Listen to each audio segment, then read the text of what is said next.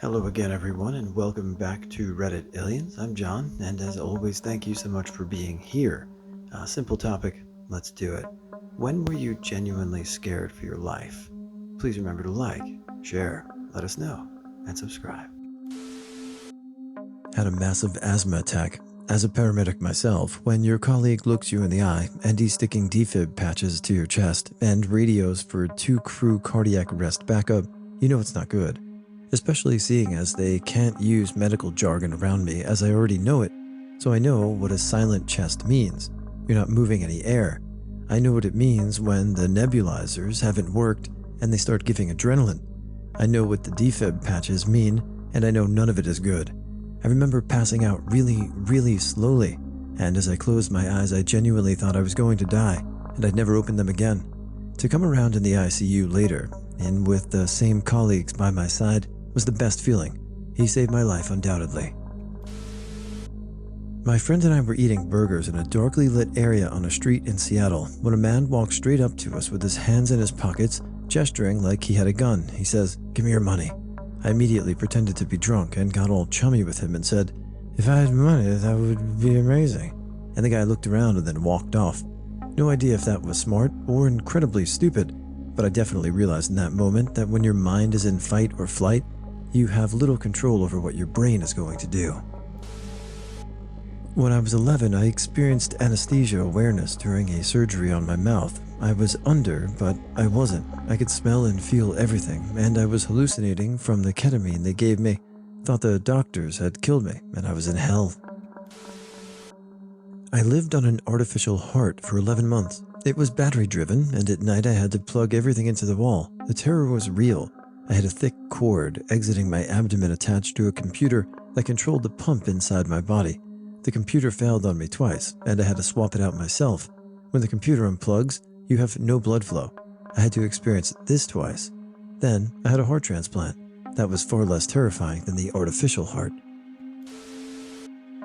When I was at an outdoor range with a few friends and one guy, a few people down, had a misfire in his 7mm Magnum.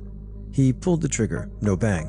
He then turns around, muzzle sweeps everyone to his right including me, and the guy behind him grabbed the gun, pointed it at the dirt in front of Mr. Dumbass, and the round went off. No one got hurt, but me and a few other people sat down to take a break after that, and Mr. Dumbass was promptly escorted off the range by a rightfully so pissed off range officer.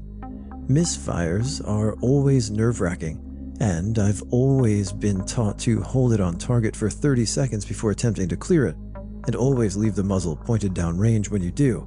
And Mr. Dumbass and his 7mm Magnum that had a slow burn or something really drove that point home. The most important part about being a responsible gun owner is being responsible and not muzzle flashing a group of people at a range. That is not good while holding a hand cannon. You give everyone else a bad name. When my ex-husband broke down the bathroom door and put a gun to my head and threatened to redecorate the bathroom with my blood and brains, it took almost a year to squirrel away enough money to leave. I haven't seen or heard from him in 25 years. I hope his life sucks. Aged 8 or 9, I went on a field trip to a water park. The main attraction was the wave pool, and it was severely overcrowded. When the bigger waves came in, I went under, and about 5 other people landed on top of me, effectively pinning me underwater. A lifeguard saw it, luckily, and saved me, but holy F, I'll never forget the sensation of helplessness as I drowned. On a tour in some mountains in Scotland, very nice guy driving me up a mountain. It's icy as F. All going well until the car swivels out of control and starts to pendulum toward a tree. Genuinely thought it was it. Somehow, the driver stops, and we just about miss the tree crashing into a ditch. He asks me not to mention it to his boss. I tell him to drive on. When I was a Boy Scout, we were backpacking in the Eagle Cap Wilderness area of eastern Oregon. I tried to make it up Glacier Pass, but the trail was completely snowed out still in July. We turned around and stopped at the first meadow we found to eat some lunch.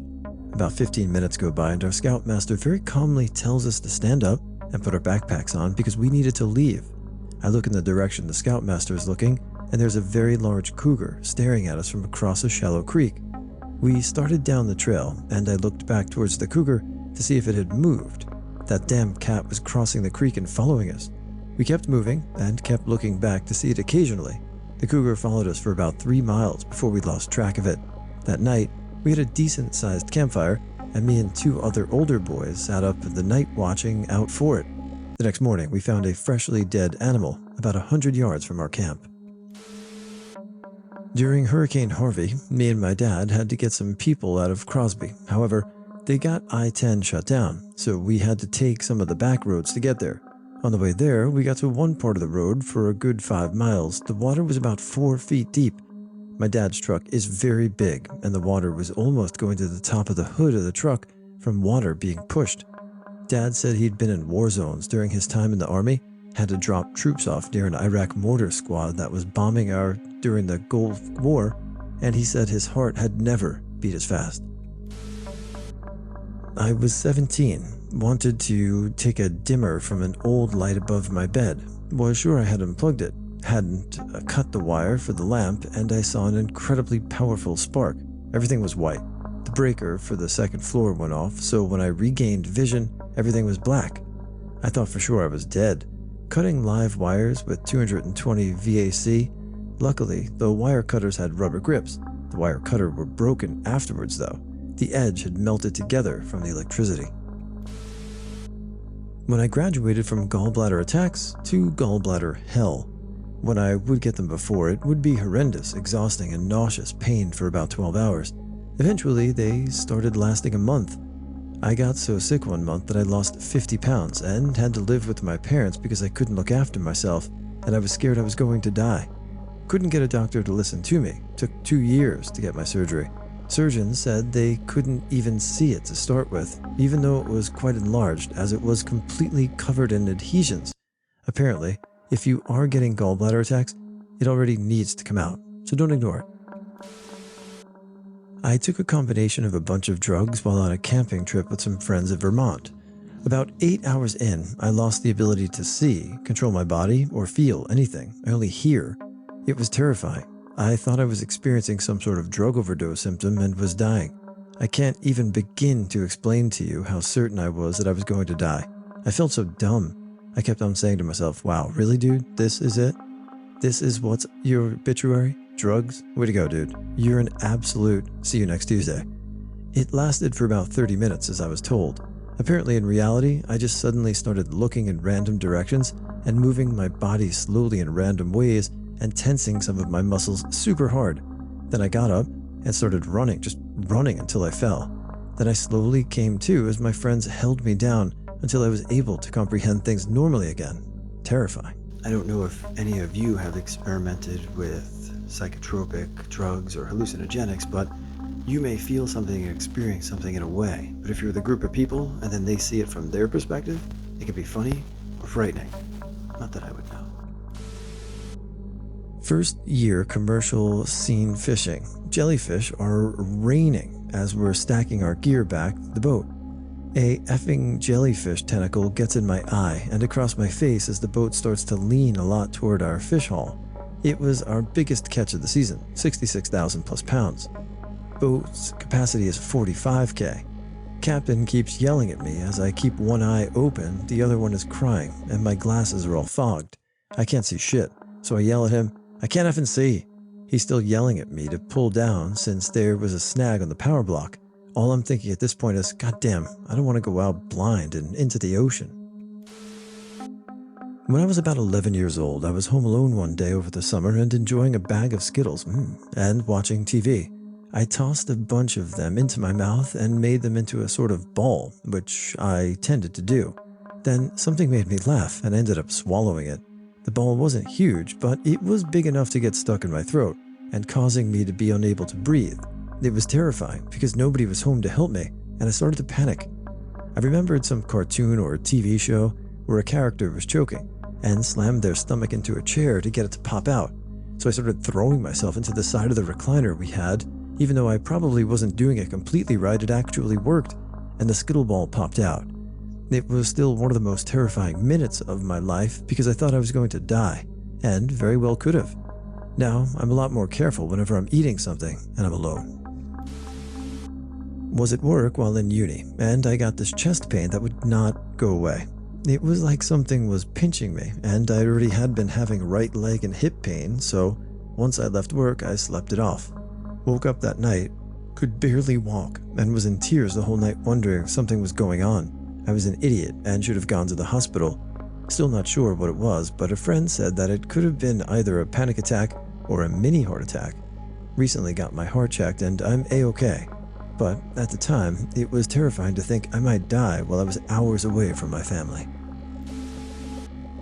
Years ago, I went to Portugal with my family, and at the time I couldn't swim, yet kept doing stupid stuff in the water like going out too far, and had done stuff like that for years, even though my parents constantly told me off for it. So one day we all go to the pool, and I had a beach ball with me, so I hugged tight around it and went down the ladder right into the deep end of the pool, pretty much right away. I knew that I'd effed up, and meekly tried calling for help, but no one heard. So I attempted to paddle back to the ladder, but as I did, the ball I had slipped out of my arms, lol. Pretty much right away, I went under and started struggling and panicking. I was screaming underwater and frantically trying to get up, but like I said, I couldn't swim. After what seemed like forever, but was probably only like 10 seconds, I felt an arm grab me and pull me out, and sure enough, it was my dad. He was laughing at me, but also calling me an idiot, lol. It turned out, he'd been watching me like a hawk the very second I went into the deep end, but wanted me to learn a lesson the hard way. So when I went under, he took his time getting to me. It worked though, as I don't do stupid things like that now. Just to add about my parents' method of raising me, I was a very ignorant and fearless child who'd often disobey my parents, so more times than not, they'd have to take drastic action to make me see sense. My sisters never went through that kind of stuff. I did, but that's because they were responsible enough to listen. Without my parents letting me find out stuff in a controlled environment the hard way, I'd either be dead or in prison. LOL. Home invasion. Me and 5 others were smoking blunts in the living room. The house was previously rented out by a prominent drug dealer. Someone kicked in the front door about 3 blunts in. The gunmen wore bandana masks and were heavily armed with shotguns and pistols. Immediately, we were all on the ground. The owner of the house was taken into the next room and beaten with a pistol. All the while, I'm staring down the barrel of a 12-gauge shotgun. One of the dudes was familiar. I'd seen his dookie dreads previously, and his voice was familiar to me somehow. Then I heard one of the assailants call out, "Antonio, over here." I almost pissed my pants. Everyone in earshot realized this F-up. For now, we all realized we knew these guys, and now we all have to die. Immediately, someone from our crowd comes up shooting, and I started crawling, got to the kitchen, and right out the back door. Never looked back. January 15, 2005. 3 weeks shy of my 50th birthday, went to the gym, rode there, and back on my bicycle. Found myself struggling a bit in the drizzle and headwind. Got home, wife's leaves for the movies with family. Snacking on some leftover chicken, I noticed some dull pain in my chest. Felt the indigestion, but I suddenly wasn't hungry anymore. Within a few moments, the pain had gotten more intense and spread throughout my upper chest. I knew instinctively I was in a bit of trouble. Called my wife and asked her to come home, then called 911. EMTs were at my house in a few moments, and they got me on the sofa and began working on me. I began to feel very tired, like I wanted to close my eyes and sleep, but they kept telling me to stay awake. I closed my eyes for what I thought was a moment. When I opened them, I was on the floor, and an EMT was kneeling alongside me with the defib paddles in hand. I apparently flatlined due to my heart working too fast due to what I later learned was a 90% blockage of my artery. This happened at least 3 more times at the hospital before I was stable enough to have a cardiologist get me in an OR and insert a stent. I spent the next 3 days in the hospital, was sent home, and spent 2 weeks recovering at home, followed by 8 weeks of cardiac physical therapy. I recovered well and am a pretty healthy 64-year-old today. I take a number of maintenance meds, and I fought hard to keep my weight down and eat correctly. I don't recall going down before being shocked back. You don't know what's happening. When I came to, it was like waking from a deep nap. But it's the nearest to death I've ever been, and I don't wish to get that close again. TLDR. I had a heart attack at home at age 49 and survived. You called your wife, you called 911, and you did what you're supposed to do, which is great. Too many of these stories that I've read, people say, I'll sleep it off, or I'll drink some water, and they almost die. Glad you made it. About 5 minutes after being stabbed, I felt a fear that I've never experienced since. I was sat down reading a book when some guy comes up, yells at me, and punches me in the face, and I'm taken aback a little. Not exactly in a fighting position, I just looked up confused as F, where he then punched me again, sending my glasses flying off my face. That's when I realized I was being attacked. Really? So I went out to get up and got punched again, making me fall back by the force of it. Nothing hurt, I wasn't in pain. So once I got into a position where I could defend myself, I told him to F off before I knock him the F out, or something like that. And he looked at me completely stunned and left.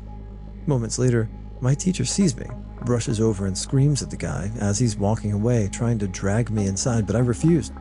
They told me I got stabbed. I tried explaining to them that I was just punched, and it was probably the cluster of zits I had on my cheek, and the burst when he hit me. Someone noticed my glasses and grabs them.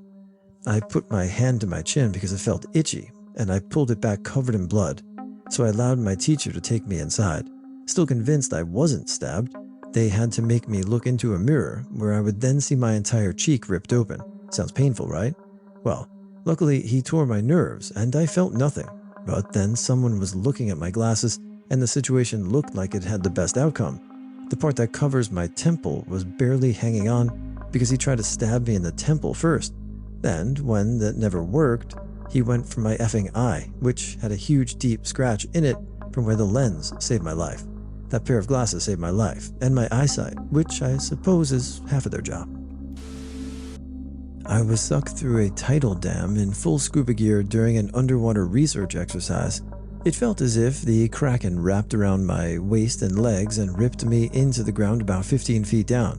The force is so strong that the gully formed near the front of the dam. The pool is typically 5 feet at most, so I tried clawing the ground as I could not move my legs and was screaming in my regulator, "No, no, no!" There's a grate that is down on the other side of the dam that keeps large bits of chunk from flowing into the pool. I knew if I had hit that, I would break my legs and my back be crushed against it. I did have an idea though. There were 3 openings that were separated by concrete pylons. I figured that I could stick my arms and try to keep myself from being sucked into the dam. Each tunnel is only 3 feet in diameter. I stuck my arms out and heard a crack, and my arms snapped forward as they smashed against the pylon, and my world went black as I entered the tunnel. I had maybe a second before I was going to hit the grate and probably suffer quite a bit of die outright. I put my hand on my regulator to remove and drown myself as fast as possible. I thought killing myself before hitting the grate might work. Right before I was going to remove it, light flooded my vision, and I passed right through and shot out down the river. The grate was up due to some computer error, even though it was supposed to be down. They knew it was an error because I passed right through. Well, I didn't break my arms, only got some crazy black bruises. I didn't piss myself, surprisingly, but I couldn't stop shaking. Hell, even to this day, if I really focus on it, it still frightens me.